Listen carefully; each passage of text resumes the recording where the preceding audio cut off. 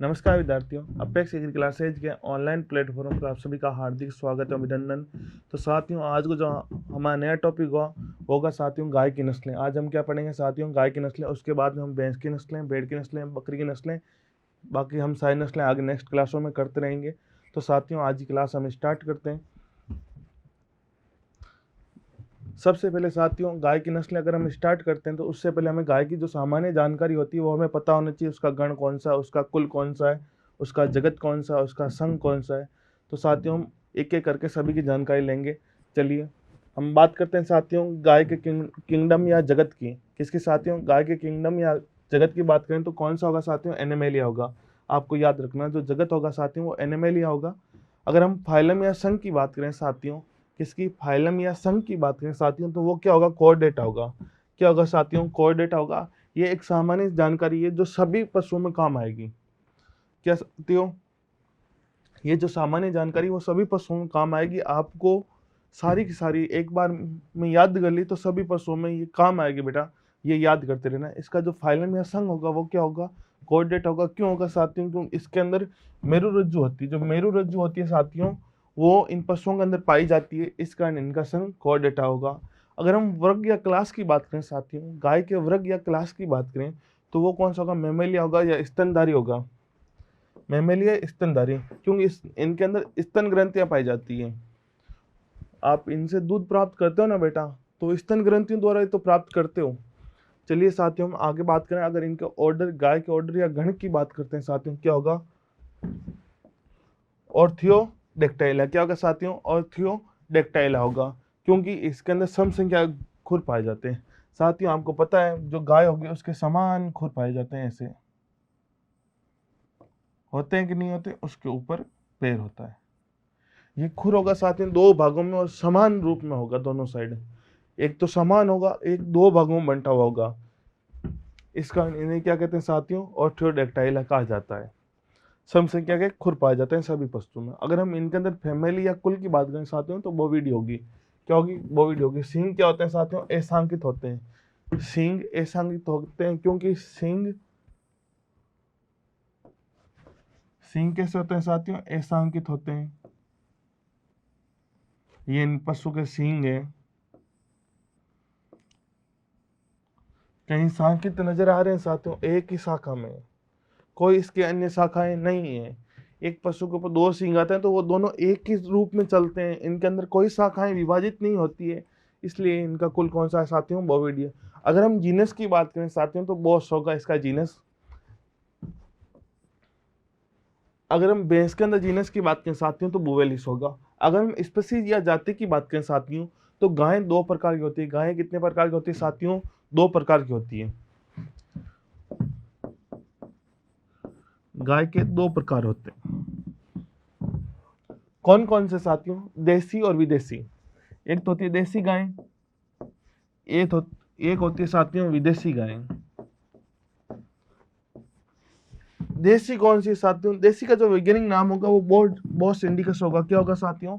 देसी का जो वैज्ञानिक नाम होगा वो बॉस इंडिकस होगा। और विदेशी का साथियों बोस्टोरस या टार्सस होगा।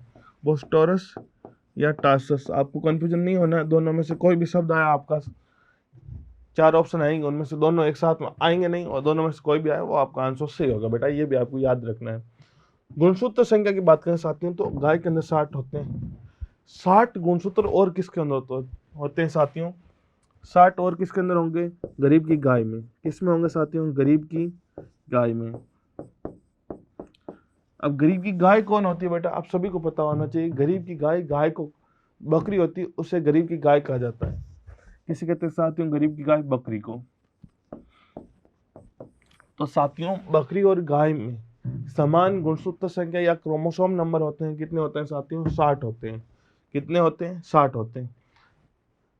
चलिए हम आगे चर्चा करें साथियों। भारत में गायों की जो मान्यता प्राप्त नस्लें हैं वो कितनी है साथियों? 53 है। 53 गायों की मान्यता प्राप्त नस्लें हैं। अब आपको एक बात पता होनी चाहिए भाई, गायों को मान्यता देता कौन है? ये तो नहीं है कि मैं उठ गया, मैंने मान्यता दे दी, मैंने गाय देखी उसको मान्यता दे दी, ऐसा नहीं होता है।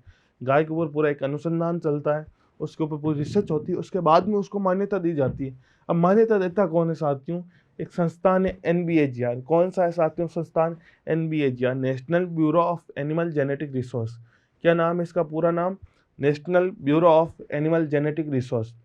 तो बेटा ये संस्थान है जो कहाँ पर है? करनाल हरियाणा में स्थित है। ये गायों की या किसी भी पशु की जो नस्लें होती है उनको मान्यता देता है। इससे भी एक समान नाम और है साथियों, NBPGR। क्या है? NBPGR। अब आप में से कौन बताएगा NBPGR क्या होता है? तो साथियों मैं बता देता हूँ, आपको टेंशन लेने की जरूरत नहीं है, आपको याद ही होगा। NBAGR और NBPGR में मात्र हल्का सा फर्क है। जहां पर पशु है वहां पर क्या आएगा साथियों? प्लांट आएगा। जहां पर एनिमल है वहां पर प्लांट आएगा, बाकी एकदम समान होगा। National sorry bureau of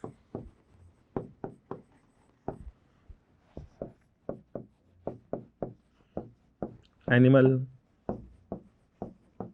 genetic resource. अब आपको ये पूछे ये कहां पर है? तो साथियों ये नई दिल्ली में है। ये कहां पर है साथियों? नई दिल्ली में स्थित है। आज के बाद में कभी भी आपको NBPGR और NBAGR के अंदर कंफ्यूजन नहीं होना। NBAGR क्या है साथियों? National bureau of animal genetic resource है। और NBPGR क्या है साथियों? National bureau of plant genetic resource है। साथियों क्या है? प्लांट जेनेटिक रिसोर्स, सॉरी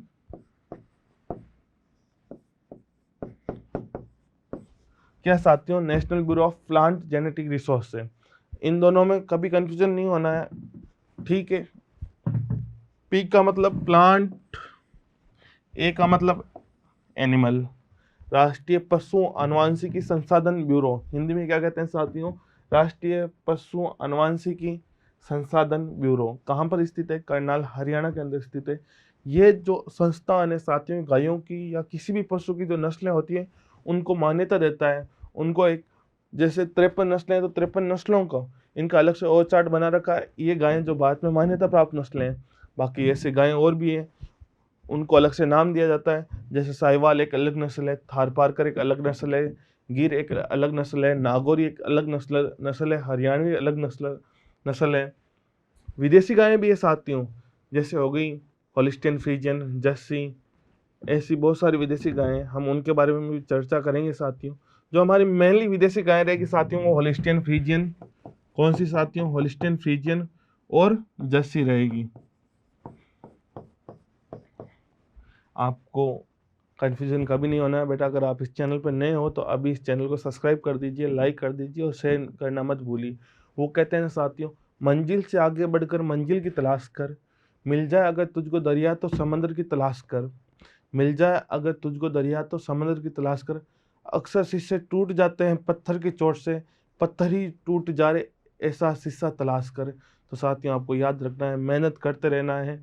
आपको एक, अगर आप शीशा हो तो आप, इस शायरी के अंदर कहा गया अगर आप शीशे हो तो आपको पत्थर से भी मजबूत बनना है, सामने वाला पत्थर भी टूट जाए। आपको इतनी मेहनत करनी है कि सामने जो भीड़ है वो सारी नष्ट जो है वो साथियों हट जाए और हमारा सिलेक्शन सबसे पहले आ जाए। कहते ना, नंबर लाना बहुत अच्छी बात है बेटा। नंबर उन्हीं का आता है जो एक सही वे के अंदर तैयारी करते हैं, वो अपनी तैयारी को हमेशा जारी रखते हैं। आज 5 घंटे पढ़ा, दूसरे दिन 5 घंटे नहीं पढ़े, ये गलत बातें हैं बेटा। आपको डेली अगर 5 घंटे पढ़ोगे तो दिसंबर आते आते आप पशु परीक्षक बन जाओगे। क्या बन जाओगे साथियों? एक पशु परीक्षक बन जाओगे, एनिमल अटेंडेंट बन जाओगे। राजस्थान की सबसे अच्छी गवर्नमेंट जॉब में आपका सिलेक्शन हो जाएगा बेटा। जॉब कोई भी बुरी नहीं होती है, जॉब सभी अच्छी होती है। इसके अंदर बहुत सीधी और साधारण जॉब है। कभी आपके घर वाले कभी पशु को लेकर हॉस्पिटल गए हैं? लगभग के नहीं जाते हैं। कहते हैं डॉक्टर को फ़ोन किया, डॉक्टर घर पे आता है, पशु वहाँ पर कैसे चलेगा? यही होता है ना। तो साथियों वैसे ही अगर पशु चिकित्सालय में कोई पशु आता है तो उसका ट्रीटमेंट में आपको सहायता करनी होती है, और इससे ज़्यादा कुछ काम नहीं है। एक डॉक्यूमेंट की देख रेख करनी होती है और बाकी कुछ भी कार्य नहीं है। बहुत शानदार वैकेंसी है, 5,934 पद हैं शायद। तो आप, मैं आशा करता हूँ जो भी इस चैनल पर आए उन सभी का सिलेक्शन हो, और बेटा आपका पार्ट भी इतना मजबूत हो कि 45 क्वेश्चन आए और 45 में से 45 आपके सही हों। हम यही आशा करते हैं साथियों, आप सभी का सिलेक्शन सुनिश्चित हो। हमारी दुआएं आपके साथ हैं। चलिए साथियों, हम आगे चर्चा करते हैं। जो कुल होगा वो बोविडी है। हमने पढ़ लिया था गाय का कुल कौन सा है साथियों, बोविडी है। हम आगे देखते हैं साथियों, गाय व भैंस के मध्य संकरण क्या कहलाता है, कैटलो कहलाता है। गाय और भैंस के जो मध्य संकरण होगा वो साथियों कैटलो कहलाएगा। यहाँ तक तो आपको पता है, लेकिन एक चीज और, भेड़ और बकरी के बीच में संकरण, किसमें साथियों, भेड़ इनटू बकरी के बीच में जो संकरण होगा साथियों वो क्या होगा, काइमेरा या कीप कहलाएगा।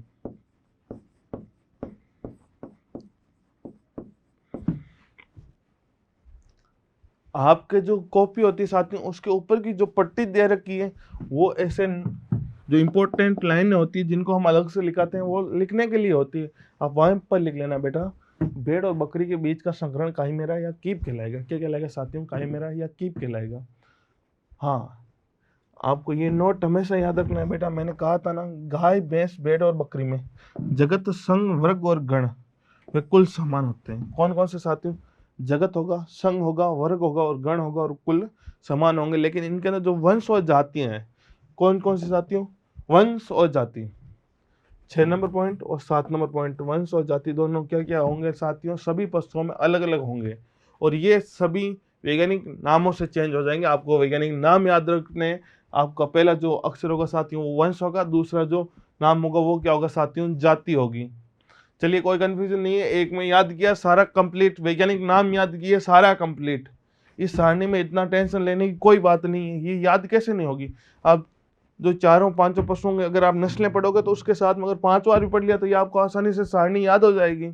उसके बाद वैज्ञानिक नाम तो आपको याद है ही सभी को, जैसे गाय का बोस इंडिकस है, देसी का विदेशी का बोस टारसस है, टॉरस है, भैंस का बुवेलिस बुबेलिस है, बकरी का केपरा हिरकस है, सुअर का सस डोमेस्टिकस है, मुर्गे का गैलस डोमेस्टिकस है, भेड़ का ओविस एरिस है। सभी आपको नाम याद है, मुझे पता है कि नहीं है, बस आपको सभी के गुणसूत्र पता है। जैसे सुअर के 38 है कि नहीं है, भेड़ के 54 है, भैंसें 2 प्रकार की होती है, दलदली के 48 है और जली के 50 है गुणसूत्र संख्या।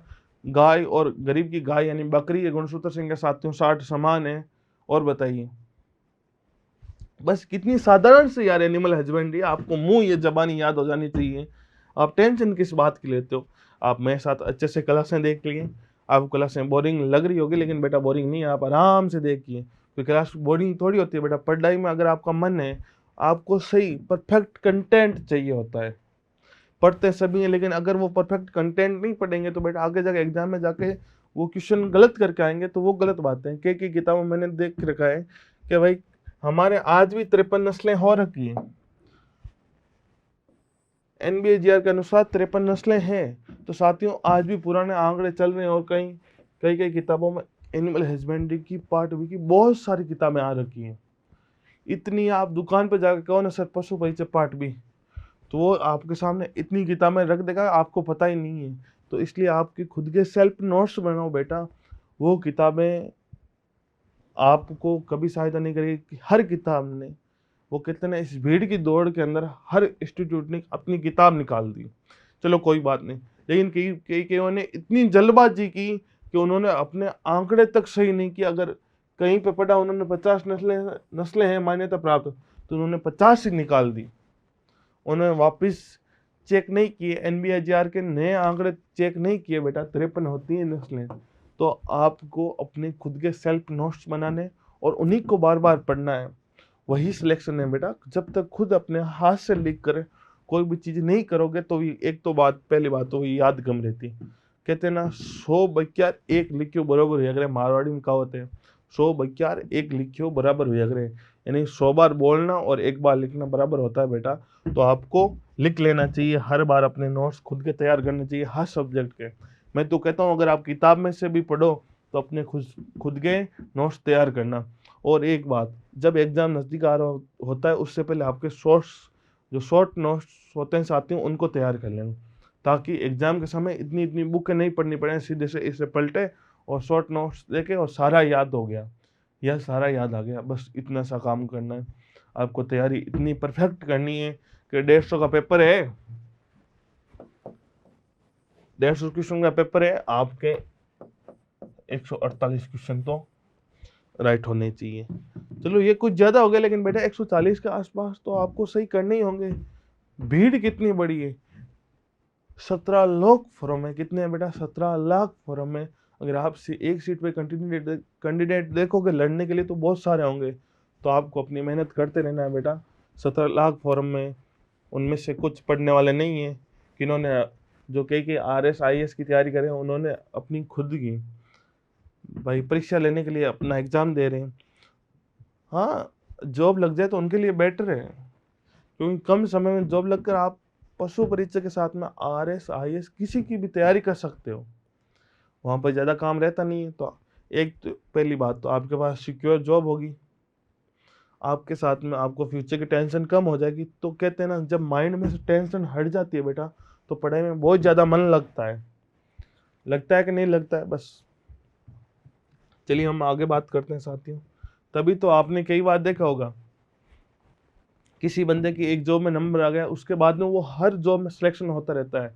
फिर उसके माइंड से टेंशन हट जाती है, यार जॉब लगी हुई है, अब हमको पढ़ना है, लगी तो अच्छी बात है, नहीं लगी तो अच्छी बात है, फिर भी वो लगती जाती है, क्योंकि उसके बाद में वो फ्री माइंड पढ़ता है, टेंशन कभी नहीं लेता है।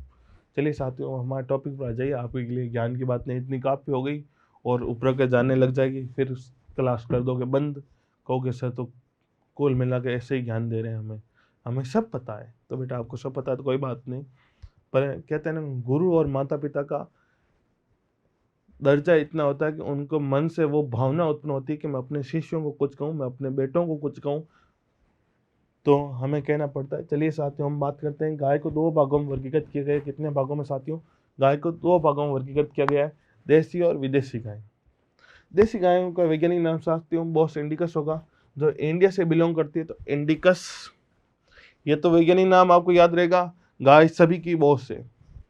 गाय को हम कहते हैं गाय हमारी माता है, वैसे गाय सबकी बॉस है। माँ होती है कि नहीं होती है घर के अंदर बॉस? कहते हैं ना, जब मम्मी का ऑर्डर आता है तभी पापा आगे बढ़ते हैं, कई घरों में होता है ना, सभी को होता है यार। मम्मी कहेगी तो वो पापा वो काम करेंगे, नहीं तो कभी ऐसे टाल देते हैं। हमें अगर फ़ोन मंगवाना हो, हमें नया फ़ोन लेना हो, तो हम आप किसको कहोगे बेटा? मम्मी को जाके कहोगे। मम्मी बाद में 1-2 दिन बाद में पापा को कहती है, छोरे का फ़ोन चाहिए या इसको फ़ोन दिलाना है, तो पापा कहेंगे 5-7 दिन 10 दिन रुको। पापा कहेंगे 2-4 महीने बाद दिला देंगे, इतनी क्या ज़रूरत है? फिर मम्मी कहेगी नहीं नहीं, फ़ोन दिलाना ज़रूरत है, इसको ऑनलाइन पढ़ाई करनी है, इसको ऑनलाइन क्लासें लेनी है। फिर 1-2 बहाने मारते हैं, फिर मम्मी धीरे से कहती है फ़ोन दिला दीजिए। बहाने उस आपके फ़ोन आता है, तो वो बॉस है आपकी। इसीलिए तो पशुओं में बॉस कौन है साथियों? गाय है। तो इसका क्या नाम है? बॉस। अब आपको बॉस याद हो गया, दोनों में बॉस है। इंडिया की तो इंडिकस, देसी गाय तो इंडिया की होगी, तो इंडिकस, और विदेश की तो बॉस टॉरस या टार्सस होगी। कुबड़ क्या होता है साथियों? उपस्थित होता है। अब देसी गाय कौन कौन सी है, तो आपको याद रखना है बेटा। साहिवाल, कुछ मैं लिख देता हूं, कुछ आगे हम पढ़ लेंगे। गिर, राठी, देवनी,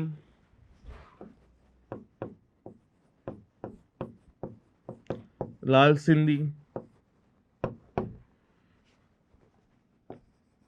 थार को पार करके आई थार पार कर,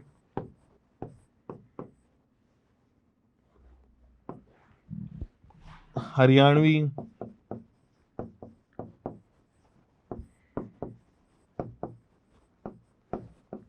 कांकरेज,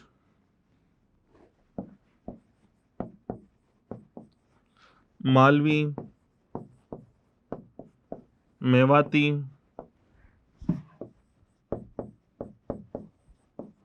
नागौरी, वेचूर। ये लगभग हमारे जो सारी की सारी है साथियों देसी गायें हैं। कौन सी साथियों? देसी गायें हैं। हम विदेशी गायों में अगर हम चर्चा करेंगे साथियों, तो 2 ही गायों के बारे में करेंगे, एक तो जर्सी, एक होलिस्टीन फ्रीजियन या HF। अगर आपको सर्वाधिक दूध उत्पादन पूछे तो साथियों होलिस्टीन फ्रीजियन गायों में। अगर आपको देसी गायों में सर्वाधिक दूध उत्पादन पूछे तो साहिवाल के अंदर।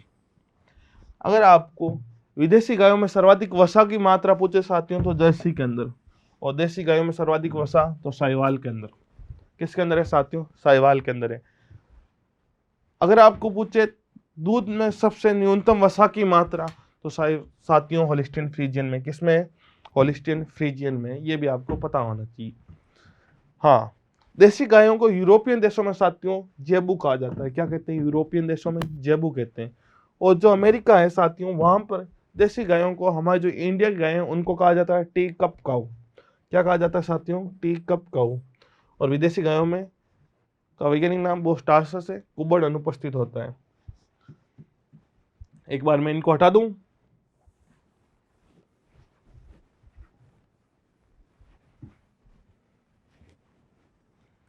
कभी आपने गाय देखी साथियों?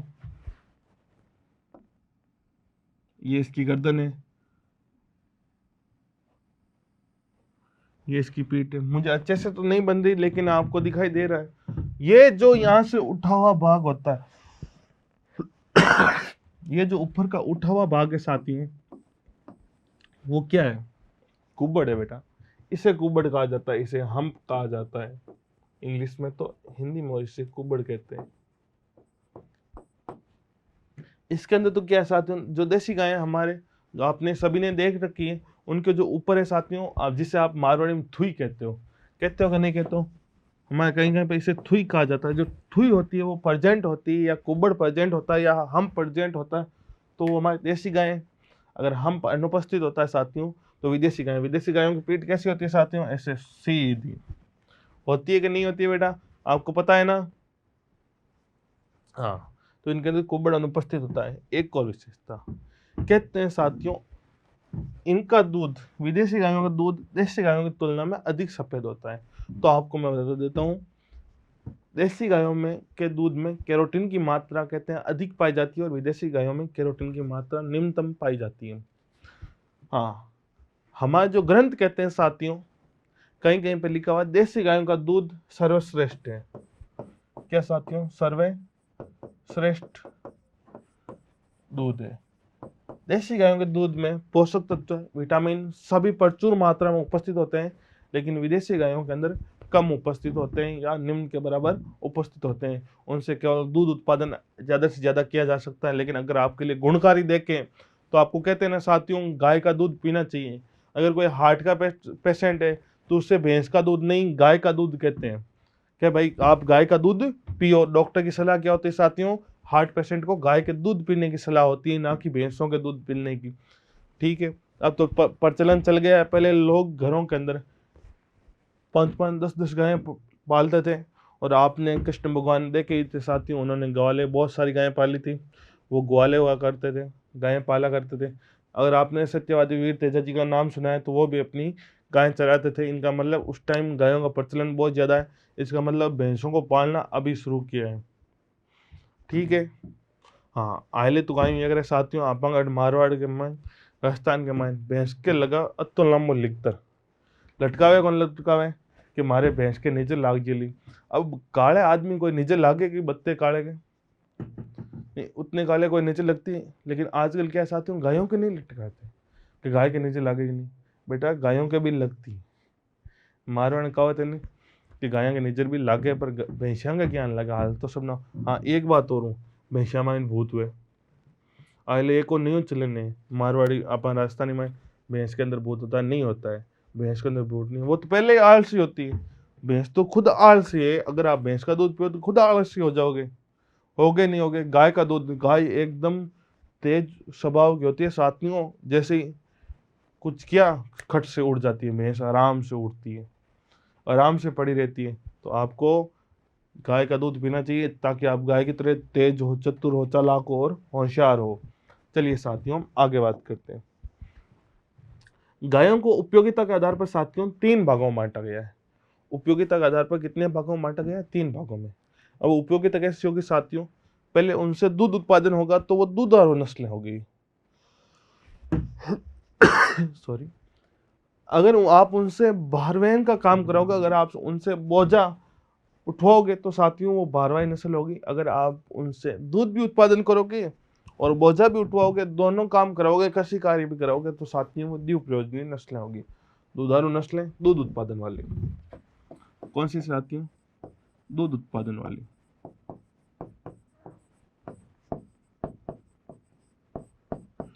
अब इनके अंदर, सभी के अंदर साथियों लगभग 1500 से ज्यादा दूध उत्पादन होता है। 1500 लीटर प्रति ब्यांत से हाईएस्ट। इनका क्या होता है साथियों? द्विप्रयोजनी का 1500 से कम, लेकिन क्या साथियों 1000 से ज्यादा दूध उत्पादन होता है लीटर प्रति ब्यांत। इनका साथियों 1000 से कम, 1000 लीटर से कम दूध उत्पादन प्रति ब्यांत। अब ब्यांत का मतलब समझ रहे हो साथियों? अगर ब्यांत शब्द आया है, क्या है साथियों? ब्यांत। इस शब्द का आपको अर्थ पता होना चाहिए कि जिस समय पशु ब्याता है उससे लेकर जहां तक वो हमें दूध उत्पादन देता है, यानी कि दुग्ध काल। ब्यांत और दुग्ध काल साथियों एक ही है। मिल्किंग पीरियड या ब्यांत बोलो या दुग्ध काल बोलो बेटा, एक ही है। अब दुग्ध काल कितना होता है? कहते हैं भाई गायों का लगभग दूध काल कितना होता है साथियों? 300 दिन का होता है। 300 दिन तक वो हमें गाय दूध देती रहती है। ठीक है। अगर आपको पूछे साथियों ड्राई पीरियड या शुष्क काल, कहते हैं जो शुष्क काल होगा वो 60 दिन का होना चाहिए, 60 से लेकर 90 दिन का। कोई भी पशु अगर उसने आज बच्चा दे दिया तो वो लगभग गाय 300 दिनों तक हमें दूध देती रहेगी। कितने दिनों तक साथियों? 300 दिनों तक। और शुष्क काल कितना रखा जाता है साथियों? 60 से लेकर 90 दिन का हमें शुष्क काल रखना चाहिए, ताकि उसको वापस अपने शरीर को वापस रिकवरी करने में समय अधिक नहीं लगे। अगर आप उससे लगातार दूध प्राप्त करते रहोगे, जब उसका बच्चा होगा तो उसको वापस अपने शरीर को रिकवरी करने में समय लगेगा। तो बेटा इस कारण आपको कम से कम उसको 60 दिन पहले दूध लेना छोड़ देना चाहिए। ठीक है। दुग्ध काल कितने दिन का होगा साथियों? 300 दिन का। ब्यांत क्या होती है साथियों? ब्यांत और दुग्ध काल बेटा एक ही होता है। और ये कितने दिनों का होता है दुग्ध काल साथियों? 300 दिनों का। ठीक है। और शुष्क काल 60 से लेकर 90 दिन का। ये भी आपको पता होना चाहिए। जो दुधारू नस्लें होगी साथियों उनके अंदर दूध उत्पादन 1500 से ज्यादा होगा। एक छोटा सा लॉजिक लगा लेना, अगर उनके अंदर ऑप्शन आए और 1500 से 2500 या 1500 से 2000 के बीच में आए तो दूध प्रयोजन नस्ल का अगर आपको क्वेश्चन पूछे कि साहिवाल गाय का दूध उत्पादन कितना है, तो 1500 से 2500 के बीच में कोई भी ऑप्शन है आपका सही हो जाएगा, वो कर देना। ठीक है। अगर आपको नागौरी नस्ल का दूध उत्पादन पूछे और 1000 से कम अगर एक ऑप्शन हो तो वो कर देना। ठीक है। अगर आपको द्विप्रयोजन नस्लें पूछे तो 1000 से लेकर 1500 से बीच का दूध उत्पादन द्विप्रयोजनी के अंदर होता है। चलिए साथियों, अब हम दूध उत्पादन वाली नस्लों की बात करें साथियों। कौन कौन से? साहिवाल, गिर, राठी, देवनी और लाल सिंधी। कौन कौन सी साथियों? साहिवाल, गिर, राठी, देवनी और लाल सिंधी। अब आप सोच रहे हो सर हमें ट्रिक बताओ। तो बेटा ये नस्लें हैं, अगर आप ट्रिक से याद करोगे तो आपको एक बात और याद रखना। आप पहले ट्रिक याद करोगे, उसके बाद गायों की नस्लें याद करोगे कि नहीं करोगे, लेकिन आप सीधे नस्लें याद करो। साहिवाल, गिर, राठी, देवनी और लाल सिंधी दुधारू नस्लें। आपको ट्रिक की कहाँ जरूरत है बेटा? आपको डबल याद करना पड़े, मैं तो ऐसा चाहता ही नहीं हूँ। आपको सीधे याद करना है। साहिवाल, गिर, राठी, देवनी और लाल सिंधी ये दुधारू नस्लें हैं। इसके अंदर कोई ट्रिक याद करने की आपको जरूरत नहीं होनी चाहिए बेटा। ठीक है। ट्रिक से कोई भी काम आसान नहीं होता है। किसी भी चीज़ का बेटा शॉर्टकट होता ही नहीं है। मैं भी आपको बता देता हूँ, शीशा गिरा दूध में, मैंने आपको ट्रिक बता दी। बाकी टीचरों की तरह मैंने आपको ट्रिक बता दी, कोई बात नहीं। अब आप पहले याद करोगे शीशा गिरा दूध, याद करना पड़ेगा नहीं पड़ेगा? शीशा, अब आपको पहले ये याद करो, बाद में से साहिवाल, तो आओ भाई साहिवाल, एक रे से राठी, से बाद वापस सी से लाल सिंधी, गे से गिर, दूध से देवनी। अब ये ऐसे याद आपको करना पड़ेगा। लेकिन अगर आपको सीधे याद हो जाए साहिवाल की राठी, देवनी, लाल सिंधी,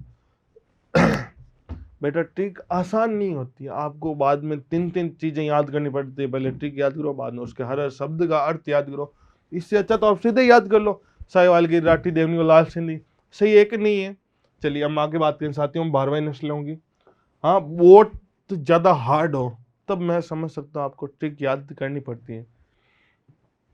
भारवाही नस्लें क्या साथियों, दूध उत्पादन तो इनका होता है साथियों कम, लेकिन इनकी भार वहन करने की क्षमता या कशी कार्य की क्षमता बहुत ज्यादा होती है। नागौरी नस्ल आपको पता है ना, तेज दौड़ने के लिए प्रसिद्ध है, उनसे भार वहन का काम करने के लिए प्रसिद्ध है और कशी कार्यों के लिए प्रसिद्ध है। अगर साथियों दूध उत्पादन क्षमता कम, भार वहन क्षमता क्या होती है साथियों, अधिक होती है इनकी। अगर हम नस्लों की बात करें साथियों, अमृतमहल, वेचूर, बगर, पंवार, खिलारी, कंगायम, कैनगता, खेड़ीगढ़, नागौरी, मालवी, हलिकर और गंगातीन। अभी इतनी नस्लें आपने पढ़ी, लेकिन आपके लिए इंपॉर्टेंट कौन कौन सी साथियों, याद कौन कौन सी रखनी है मैं आपको बता देता हूँ। वैसे या तो सारी रखनी है, अमृतमहल, वेचूर, कंगायम, नागौरी और मालवी। अब बाकियों से क्वेश्चन पूछ सकता है भाई ये नस्लें कौन सी, लेकिन क्वेश्चन आएंगे तो इन चारों में से आएंगे, बाकी आप देख लेना। द्वीप प्रयोजनी नस्लें कौन कौन सी साथियों, जिनका दूध उत्पादन और भार वहन क्षमता दोनों ही अच्छी हो, जिनका दूध उत्पादन भी ठीक ठाक हो, उनके बोझा ढोने की या कशी कार्य की क्षमता वो भी ठीक ठाक हो, तो वो कौन सी आएगी साथियों, द्वीप प्रयोजनी नस्लें आएगी।